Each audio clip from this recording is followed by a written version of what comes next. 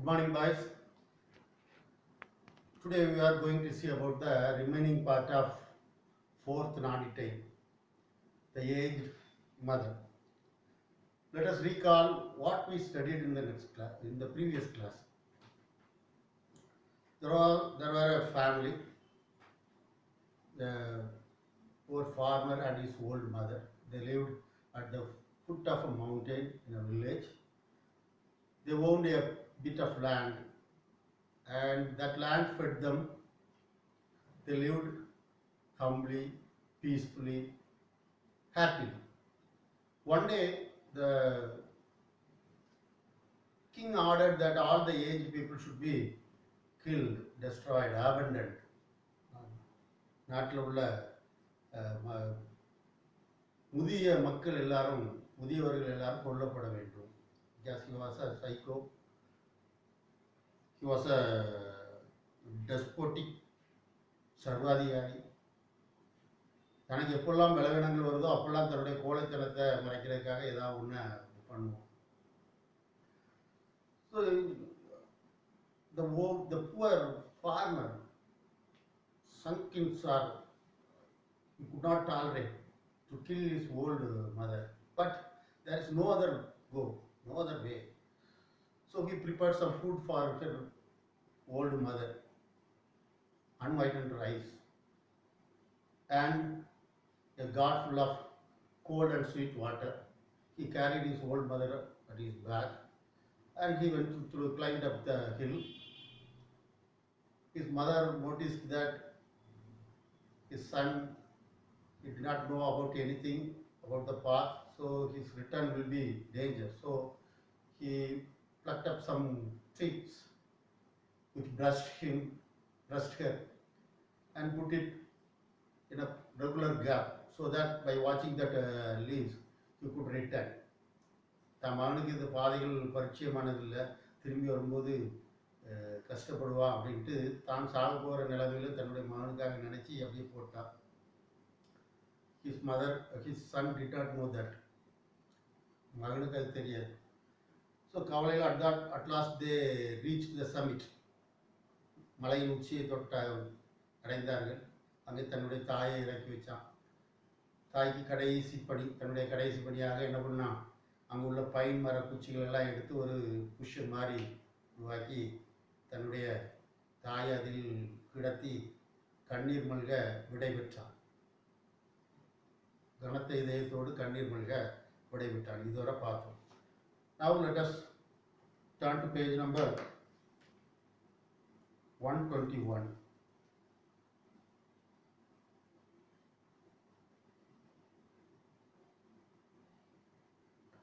The trembling mother's voice was full of unselfish love as she gave her last injection.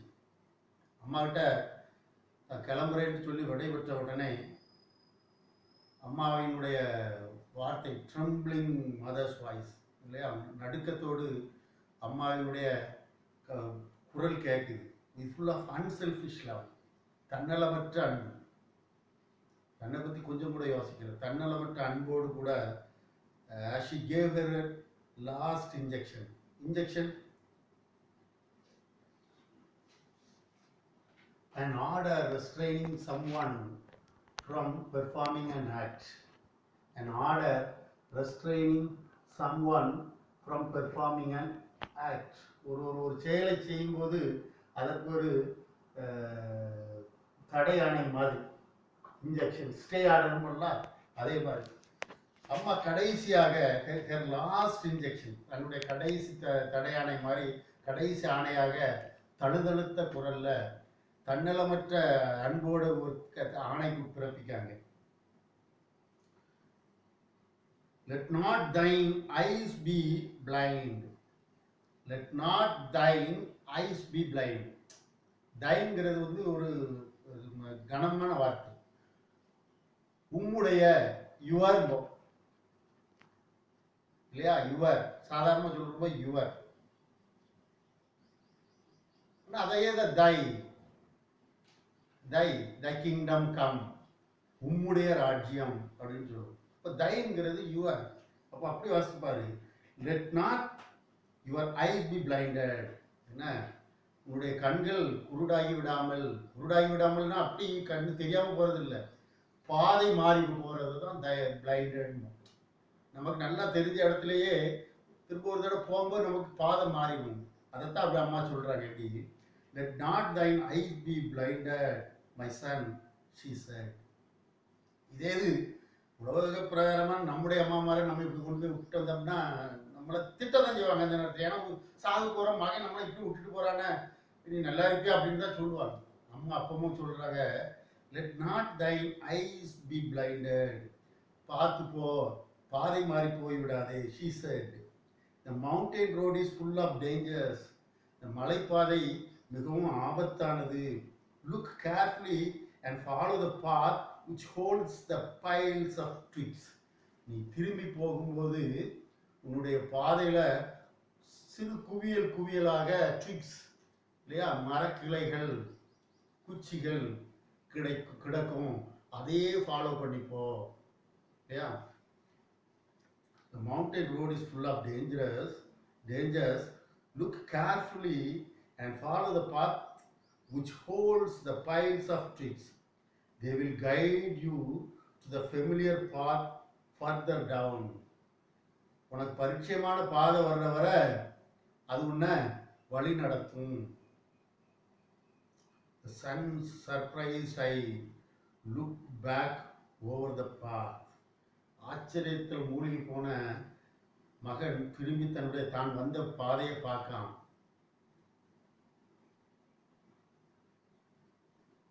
Then at the poor old shriveled hands all scratched and soiled by their work of love.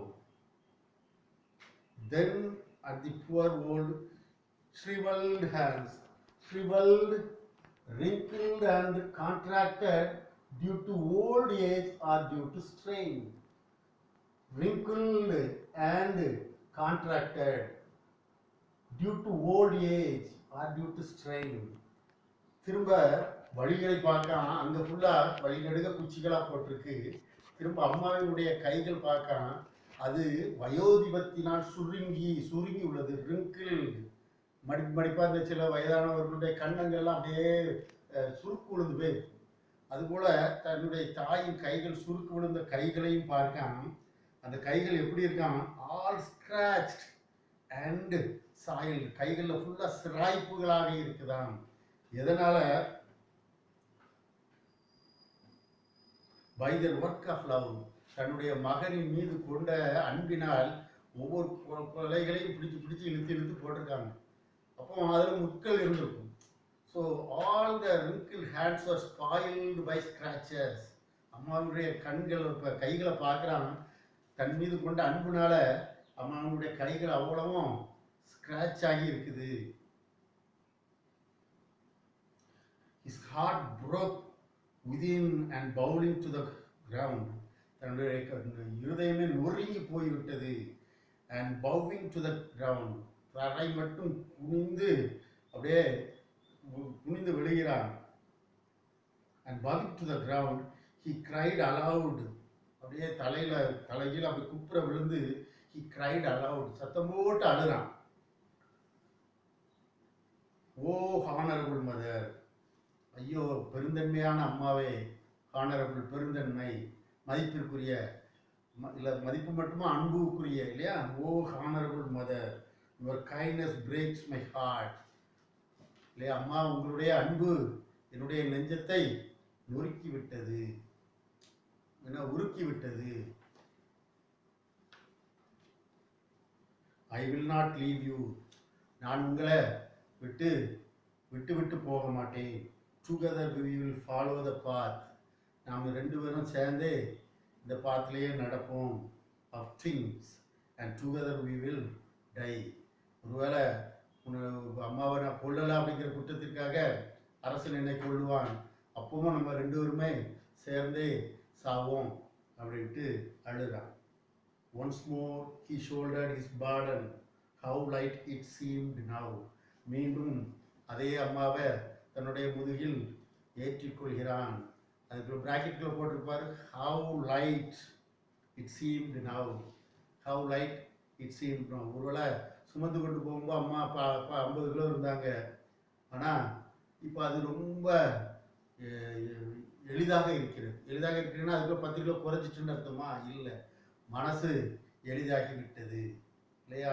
எப்படினாலும் வாழ்ந்தாலும் அம்மாவோடு, மறித்தாலும் அம்மாவோடுங்கிற எண்ணத்தில் அதே ட்ரிக்ஸை follow பண்ணி இறங்குறாங்க.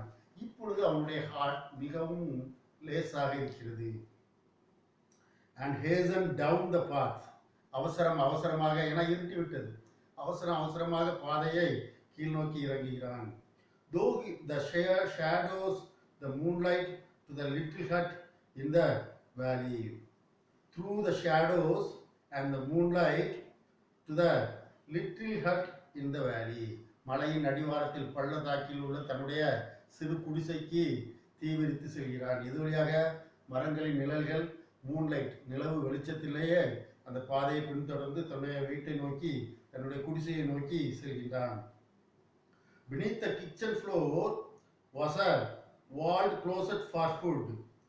beneath கீழே, beneath the kitchen, சமையல் அறைக்கு கீழே உணவுகளை சேர்த்து வைக்கிறதுக்காக ஒரு சின்ன அறை இருக்கிறது.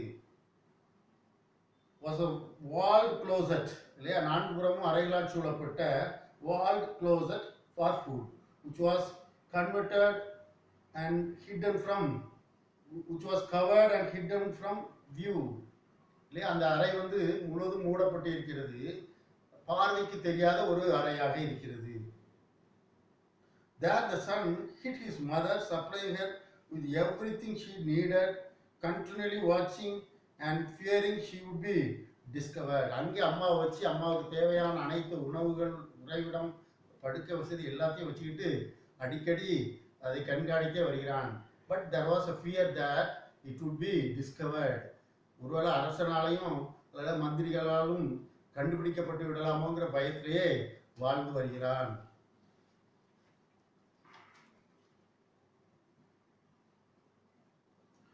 Time passed, காலங்கள் கடந்தது. And he was beginning to feel safe. இப்பொழுது ஓரளவு அந்த பயம் எல்லாம் நீங்கி ஒரு பாதுகாப்பாக இருக்கிறோங்கிற ஒரு ஃபீலிங் அந்த புவர் ஃபார்மருக்கு வந்துவிட்டது. When again the governor sent forth heralds bearing an unreasonable order. திரும்பவும் ஒரு ஆர்டர் வருது, காரணமே இல்லாத ஒரு order. எப்படியாம்? seemingly as a boast of his power. எதுக்கு? நான் சொன்னதுதான் சட்டம். seemingly as a boast of his power, தன்னுடைய வல்லமையை, தன்னுடைய பவர், தனக்கு பவர் இருக்குங்கிறத காட்டினதுக்காக இன்னொரு order. His demand was that his subjects should present him with a rope of ashes. என்னதான் தன்னுடைய குடிமக்கள் எல்லாரும் அவனுக்கு ஒரு ரோப்பை ப்ரெசென்ட் பண்ணணுமா, ரோப்பை காட்டணும். That rope should be made by ashes. Ashesனா தீயில் எரித்து கருகிய சாம்பல், சாம்பலால் ஆன ஒரு கயிறை காட்டணும் எல்லாரும். The entire province trembled with dread. The entire province, குடிமக்கள் அனைவரும் நடுங்கி விட்டார்கள். Trembled with dread, பயத்தினால் நடுங்கி விட்டார்கள். Because it is not at all possible to produce a rope of ashes. இல்லையா? சாம்பலால் ஆன கயிறை யாராவது உருவாக்க முடியுமா? அப்போ பயத்தில் எல்லாரும் நொறுங்கி போய்விட்டார்கள்.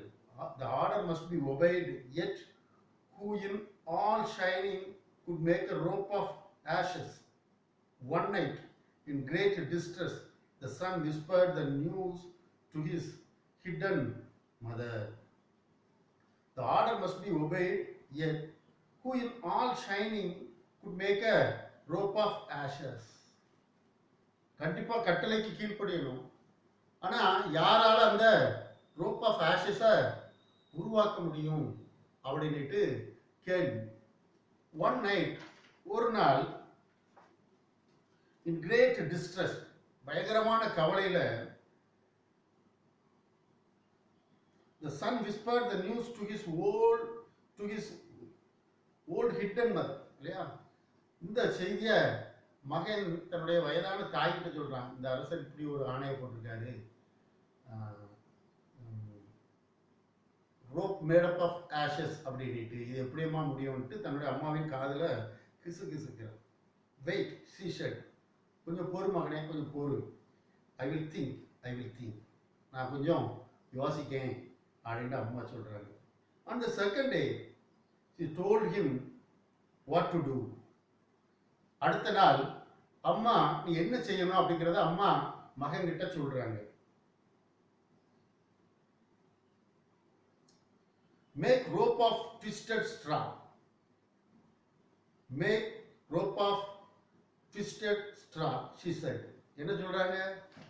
வைக்கோலை எடுத்து அதை நல்லா திருகி, நீ பழைய முன்னாடிலாம் பார்த்தா வைக்க கட்டும்போது அந்த அந்த வைக்கோல் அப்படி கட்டுறதே ட்விஸ்டட் ஸ்ட்ரா வச்சு தான், வைக்கோலில் வச்சு அப்படியே பின்னி கயிறு மாதிரி கட்டுவாங்க. அப்போ வைக்கோலால் திரிக்கப்பட்ட ஒரு கயிறை உண்டாக்கும் முதல்ல. Then stretch it upon a row of a flat stone and burn it on a windless night. ஒரு வைக்கோலான கயிறை வித்திருத்து ஒரு ஃபிளாட் ஸ்டோன் இல்லையா, நல்ல தட்டையான கல்லில் அதை நல்லா சுற்றி கட்டிட்டு you fan it at a windless night இல்லையா, காற்று இல்லாத சூழலில். ஏன்?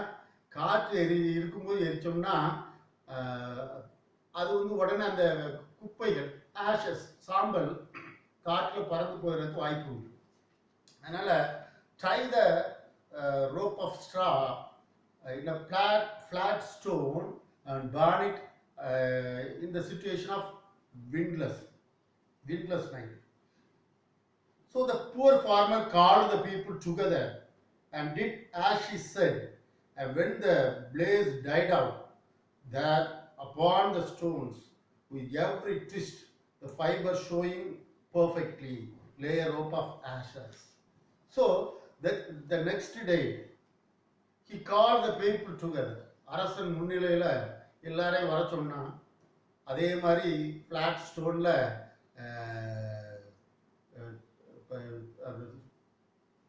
எதை கயிறை கட்டினான் இல்லையா, அந்த ரோப் மேட் ஆஃப் ஸ்ட்ராஸ் கயிறை கட்டி he burnt it and then the blaze was put off. நல்லா காற்றில்லாத சூழலில் எரிச்சான். இப்போ ஜுவாலை அடங்கி விட்டது.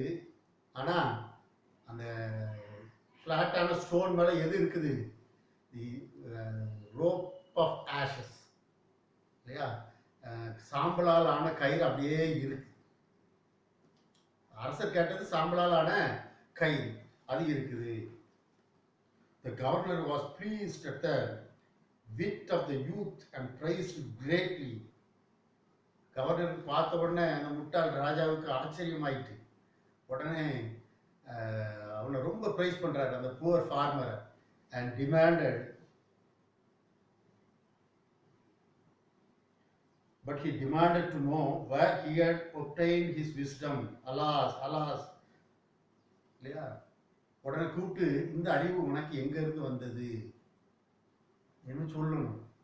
இங்கே அம்மாண்டு நீ எப்படி அம்மாவை கொல்லாமல் வச்சேன்னா கண்டிப்பாக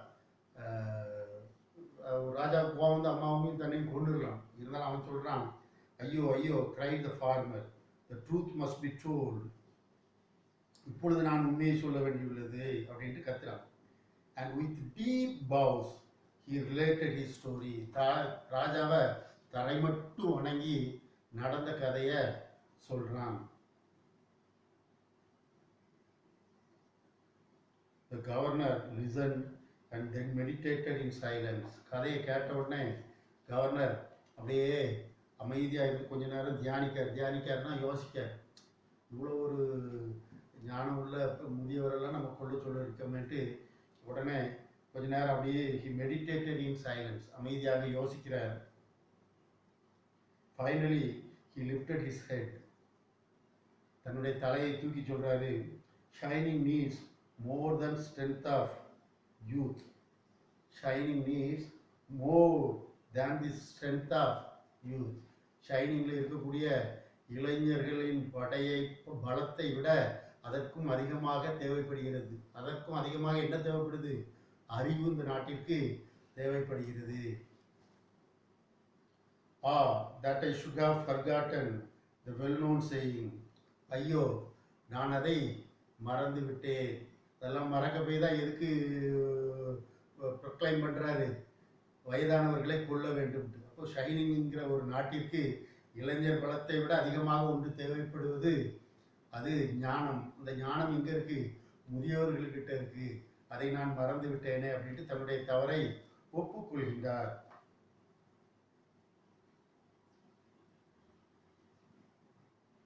With the crown of snow that cometh wisdom, that very hour the cruel law was abolished.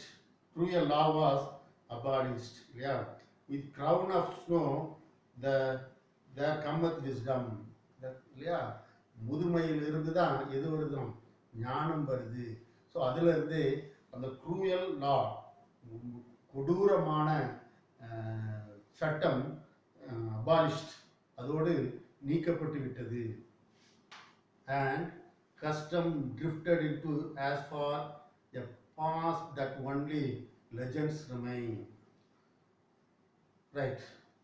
Now let us go to the author biography. Matsuo Basho, who lived in the year 1644 to 1694, கிட்டத்தட்ட 350 வருஷங்களுக்கு முன்னாடி இல்லையா? 340 வருஷங்களுக்கு முன்னாடி இவர் வாழ்ந்திருக்கார். He is one of the most famous poets of Japan. ஜப்பான்ல இருக்கக்கூடிய தலை சிறந்த கவிஞர்களுள் இவரும் ஒருவர். In Japan, many of his poems are seen on monuments and traditional sites. பழங்கால நினைவு சின்னங்கள்ல இவருடைய போயட்ஸ், இவருடைய குறிப்புகள் காணப்படுகிறது. Basho was introduced to poetry at a young age. சிறு வயதிலேயே கவிஞராகிவிட்டார். And he quickly became well known throughout Japan. குறுகிய காலத்திற்குள்ளே Japan தேசம் முழுவதும் இவர் பிரபலமாகிவிட்டார். He made a living as a teacher, but later traveled throughout the country to gain inspiration for his writing. ஆரம்பத்தில் தன்னுடைய பணியை ஆசிரியராக துவக்கினார். பின்னர் ஜப்பான் தேசம் முழுவதும் பயணம் செய்து he gained inspiration for his writings. தன்னுடைய எழுத்துக்களுக்கு ஒரு இன்ஸ்பிரேஷன், உந்துதலை பெற்றுக்கொண்டார். Right?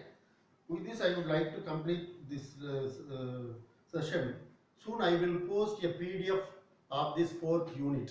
That is question for 4th prose, question answers, and paragraph for 4th prose, and paragraph for 4th poem, and a paragraph for this 4th non-detailed story, The Aged Mother.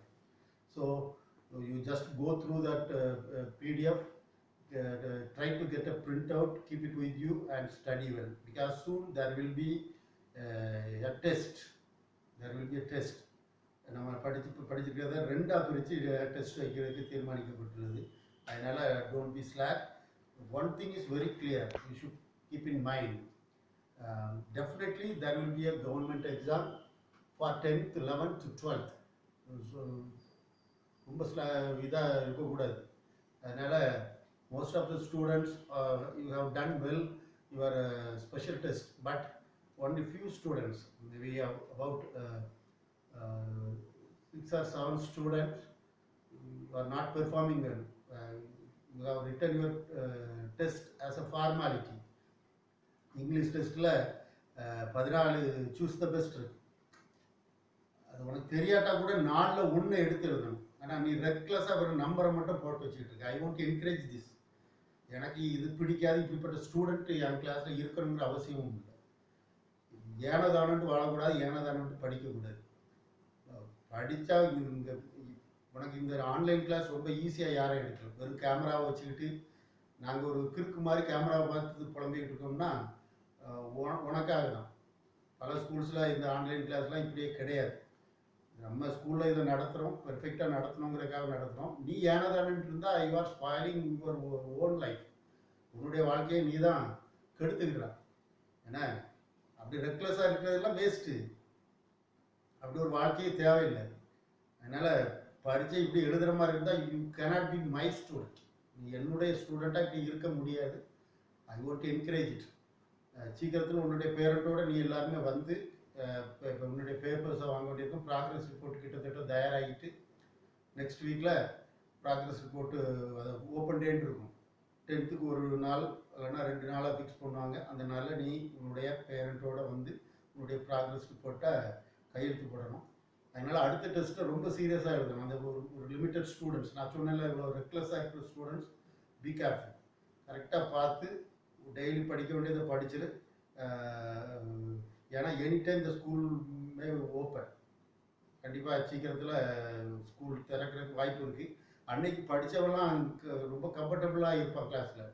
நீ விழிப்புதிங்கி இருக்க வேண்டியது இருக்கும். அதனால தான் சொல்லுது, நான் இந்த பிடிஎஃப் போடுவேன். நாளைக்கும் நாளை மறுநாள் பிடிஎஃப் உனக்கு வரும். உடனே அதில் பிரிண்ட் அவுட் எடுத்துரு. மற்ற 3 பிடிஎஃப்பும் இருக்குது. அது உன்னுடைய செல்லில் இருக்கலாம். இல்லைன்னா பிரிண்ட் அவுட் எடுத்து பாய்ஸ்கிட்ட அதை வாங்கி நீயும் எடுத்து வச்சுக்கணும். இதுக்கு தனியாக ஒரு ஃபைல் போட்டு அடுத்தது நான் உனக்கு சினானிம்ஸ் ஆன்டனிம்ஸ் அது ஒரு பிடிஎஃப் உனக்கு போடுவேன். 4 பாடத்துலையும் அதுவும் சீக்கிரத்தில் போட்டுருவேன். அதையும் நீ படிச்சுக்கிட்டா உனக்கு ரொம்ப ஈஸியாக இருக்கும். ரொம்ப ஈஸியாக இருக்கும். நீ படிக்க வேண்டியது முதல் 3 மெமரிட்டர், முதல் 4 பேராகிராஃப் இது மட்டும் படிச்சிட்டாலே உனக்கு கம்ஃபர்டபுளாக இருக்கும். கொஞ்சம் ஸ்லோ லேர்னர்ஸ்க்கு தான் சொல்கிறேன். மற்றவங்க அவங்க பாட்டு படிப்பான். நல்லா படிக்கிற ஸ்டூடெண்ட்ஸ்லாம் அவங்க பாட்டு படிப்பான். யாரும் இன்சிஸ்ட் பண்ண வேண்டியது இருக்காது. உன் பேரண்ட்டுக்கிட்டையும் சொல்லு என்ன நடக்குது, இன்றைக்கி என்ன கிளாஸ் நடந்துச்சுங்கிறது உன் பேரண்ட்டுக்கும் தெரியும். சரிதானா? Okay, see you, bye.